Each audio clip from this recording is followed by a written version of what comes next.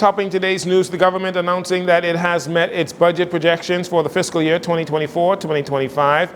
We get the latest from the Deputy Prime Minister on the work of the Boundaries Committee. The Bahamas strengthens its diplomatic ties, and the government appoints a new body to manage the New Providence, Boxing Day, and New Year's Day Junkanoo parades.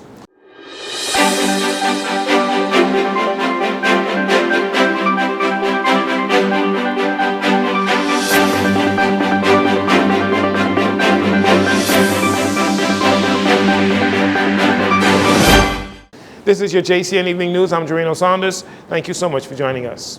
Today, during the weekly press briefing at the Office of the Prime Minister, the Minister of Economic Affairs, Michael Halkitis, informed that the government has successfully met its projected budget deficit. We had two events occur roughly within the last week. Firstly, we had the release of the full year budget outcome for the government of the Bahamas.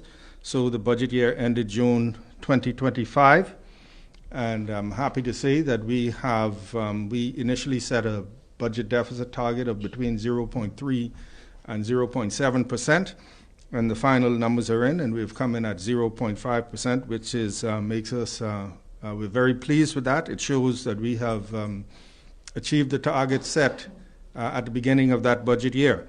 Those figures were driven by strong revenue performance, growth in the economy, as well as containment of expenditure. Halkitis explained that a number of factors played into the government's ability to meet its budget targets, including improved tax collection on high-end real estate. He said the government is very encouraged by the results, which represents the full fiscal year 2024-2025. During the mid-year budget debate, the official opposition expressed doubt on whether or not the government would meet its projections based on sluggish numbers at that time. But Halkitis had this to say.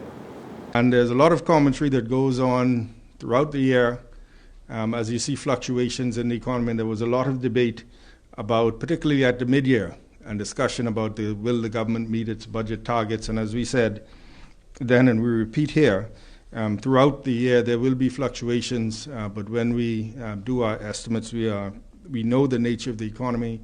We said then that we will catch up in the second half, and the results have shown that. Some individuals, mainly from the official opposition, have questioned the integrity of the numbers provided by the government. Halkitis rejected this assertion, noting that such unfounded commentary can be harmful for the country.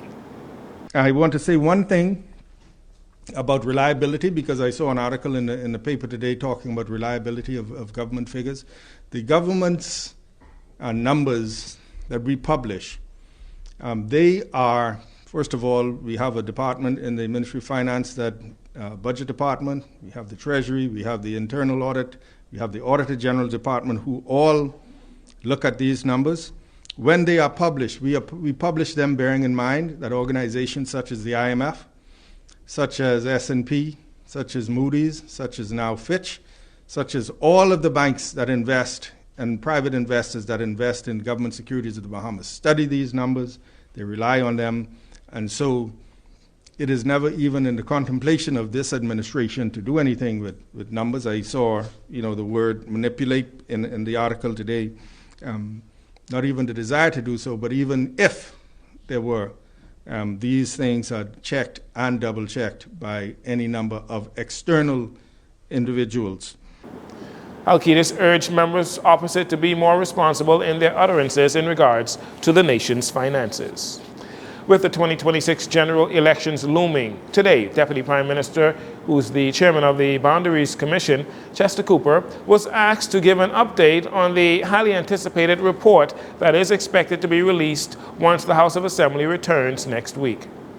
We made significant progress on the boundaries analysis. There is no report yet. We are doing the work behind the scenes. As I've indicated before, we are concerned about the fair distribution of the number of voters between constituencies to ensure proper representation. We knew that Kalani and Golden Isles and some of the constituencies in the west were a lot larger than some of the constituencies in the inner city. So we've been called upon to ensure that there's some rebalancing to ensure as best as possible a fair distribution between the constituencies, as well as consider geographical issues that might confront representation and democracy in the Bahamas. Cooper stated that the report will be released soon, but noted that the Prime Minister thought it would be wise to analyze registration processes to ensure that the report is as accurate as possible. Prime Minister Philip Davis says the Bahamas values its friendship with China because it is built on respect. His comments were made last night at the National Day reception of the People's Republic of China that was celebrating 76 years since their establishment. He pointed out that the respect has been shown time and time again in particular ways. He said when hurricanes tore through our islands, China stood with us. When our hospitals and clinics needed support, China helped strengthen them. When young Bahamians sought the opportunities to study abroad, China opened its doors. Mr. Davis said these acts of friendship have made a real difference in the relationship between the two countries. There is more coming from the Prime Minister's week-long schedule of engagements while attending the 80th session of the United Nations in New York last week. At a recent press conference, Mr. Davis revealed that the Bahamas now has diplomatic ties with 4 additional countries. Again, while in New York, we also expanded our circle of diplomatic friends. The Bahamas established diplomatic relations with Senegal, Kyrgyzstan, Djibouti, Palu, and Angola. These partnerships will create opportunities in trade, in cultural exchange, and in international cooperation. As I said earlier, our voice is stronger in global forums when we work with others to speak in a unified way on key issues. Prime Minister Philip Davis. And finally in this segment, early Wednesday, the Ministry of Youth, Sports and Culture announced that Junkanoo groups conducted a poll on September 27th regarding the management of the upcoming Boxing Day and New Year's Day parades. They say 19 groups expressed their support for the National Junkanoo Committee, the NJC, to manage the parades, while 2 groups voted otherwise.